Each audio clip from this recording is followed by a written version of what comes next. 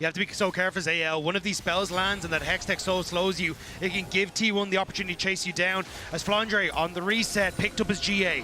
Okay, T1, they're moving into the river. They're taking total control now. Hope wants to grab the red buff, and Flandre needs to get back out and join up with the rest of AL here for the fight.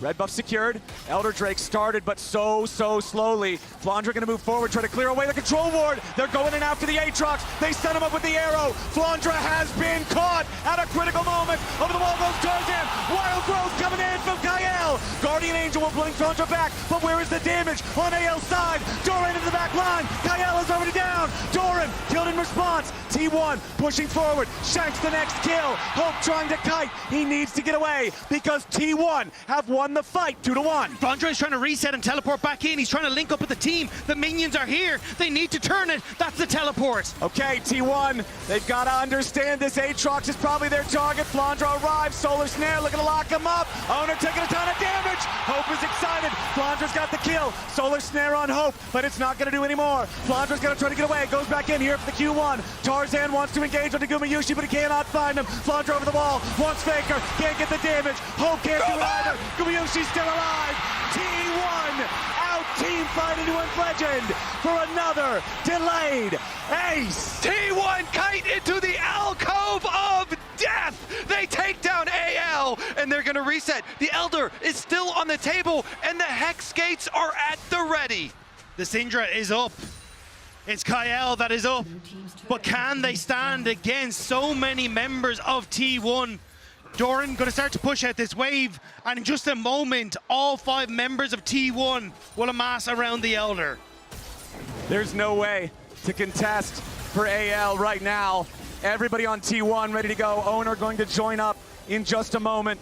Kael and Shanks, even with the level 16 Syndra, there's just not an angle. And now, with the Elder in their possession, you would have to think that T1 is going to take a stroll up into the top side of the rift and add Baron to it.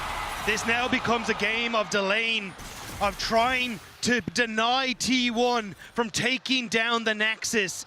Having both of these buffs means that they can tear through anyone's legend. With the power of the Elder, they've got to secure this one. AL, what are they even going to do? You have to try and turtle and wait out these super powerful endgame buffs now. The Elder, the Baron, the Soul, the Otacon, every possible advantage you could have in League of Legends, T1 commands for the next 2 minutes. While everyone else at Worlds are trying to earn their legacy, Faker knows his has already been cemented in history, and T1 will assault the base. Here comes the push. Baron empowered, Elder empowered. T1 are on the warpath. T1 just going straight to the enemy base. Tier 3 turret doesn't stand a chance. Inhibitor knocked down right after. Tarzan and Hope meaning to join up with the rest of the team. The Tier 2 over in mid still standing for now. There's still half the duration left on the Elder Dragon. That's all that anyone's Legend are trying to do. They will lose the top inhibitor, but they managed to take out the wave in mid. Flandre pushed in that bottom wave, and with just a little bit of time left on this Elder Dragon, how much more can T1 get? Do you believe in the Game 5 jinx? The hope for LPL right now. The hope for AL. Well, it's gonna need a lot more than just some hopes, some dreams, some prayers. They're gonna need this Elder timer to expire if they want to have a chance against T1, who now have nearly a 3,000 gold lead on top of all those buffs. Elder getting down very low, about 30, 20 seconds or so left here on this buff. The next wave about to arrive, and you know T1 are gonna force their way in for a second lane of super minions. Doran guiding the top lane minions up now as well as the second inhibitor falls, and T1 are looking for the end of the game. The Elder's got 15 seconds left on it. T1 guiding the Baroned up minions toward the Nexus turrets. Solar Snare not hitting a target.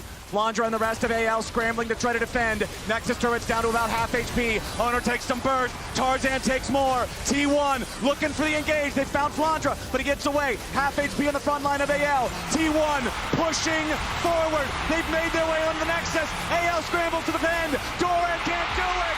History is written by the victors.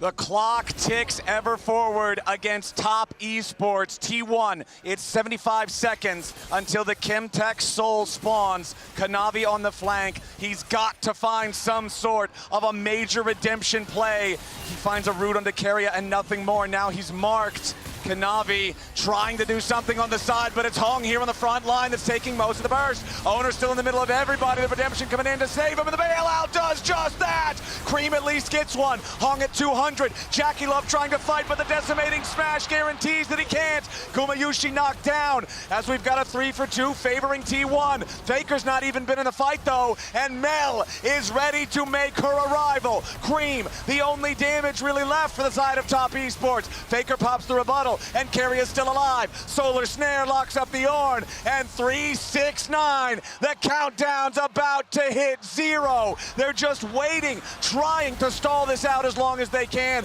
Make sure that he's not alive at all for the Dragon Soul. They'll kill the Ornn, and it's another team fight for T1. It's simply a brawl in the mid lane. Fists go flying as Hong looks for a hook. Keria being zoned off on the side. Owner tanks it initially, but he has the bailout to bring him back into the action. The ulti from Kanavi really doesn't convert into much. He ends up falling first, and as the rest of Top Esports try to keep the fight going, Kumayushi does everything he can to take out Jackie Love. And it was a success. The AD carries managing to battle it out and take them down. But now you can see 369 just perplexed. He is trying desperately on this Ornn to find some way to structure the fights, but T1 are not letting them find their footing. And now Jackie Love up in topside, threatening a Baron, but I think T1 happy to take that fight if it comes to us. T1 pushing their way into the topside river. Dagda, you mentioned early that lifetime record of T1 against the LPL at Worlds. Jackie Love forced to flash over the wall. Doran flashing after. Here comes the Comet Spear, ready to fly over the top of the decimating smash, but Redemption keeps Jackie alive. Maybe the kill from Kanavi, but no. At least Faker should die here through the bailout, so Cream's gonna get the credit on that one, but T1 aren't done. Cream goes between worlds. 369 with a two-man knockup. Top Esports, they found Kumayushi, but they have to trade Cream. Jackie's still alive for a little bit more damage as Keria, Owner, and Doran want some more. Hong gets almost caught by the hostile takeover, but it's 369 focused instead. T1, their carries might be down, but they still find another kill. Doran goes on a rampage, and the 3 remaining men on T1 knock down the tier 2. 369 survives for so long, but it's only so he can shed more tears as T1 continue to buckle the knees of Top Esports. There is little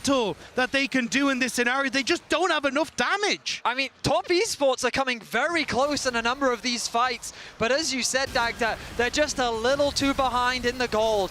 Very forced play comes through from T1. A nice execution onto Faker, ends up being traded with Kanavi. Meanwhile, underneath the tower here, you've got Doran and Owner tanking so many tower shots. Cream with a good ulti, 369 with a good ulti of his own, but then Cream closes the gap too much. The target focus from T1 allows them to get the kill onto Cream, and then it's just a retreat from the side of Top Esports.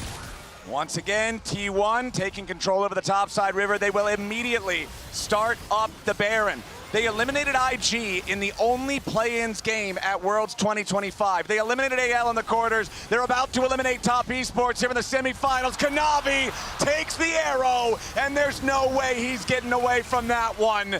The Baron secured by T1. There's no neutral objectives to care about on the map right now, and there's 35 seconds until the enemy jungler is back alive. T1 and eliminations at Worlds are just a different beast altogether, and Top Esports are all too familiar with it. Quarterfinals, semifinals, it does not matter. T1 only see victory. T1 with the Baron pushing into the enemy base now. Doran happy to tank the turret. T1 continuing their push straight through that mid lane inhibitor. Sidewaves not really set up for a successful multi-lane push. So T1's just gonna keep going straight for the Nexus. Here comes the Grand Starfall, and Jackie's already down. Hong goes with them. The focus fire into 369 as Cream and Kanavi scramble to stay alive, but nobody on Top Esports has anything to stop T1. It's only the mid laner left, They'll get the final kill. And yet again, the highest peaks of the LPL are merely stepping stones to the unkillable Demon King. Faker and T1 have set the stage for the World Finals Telecom.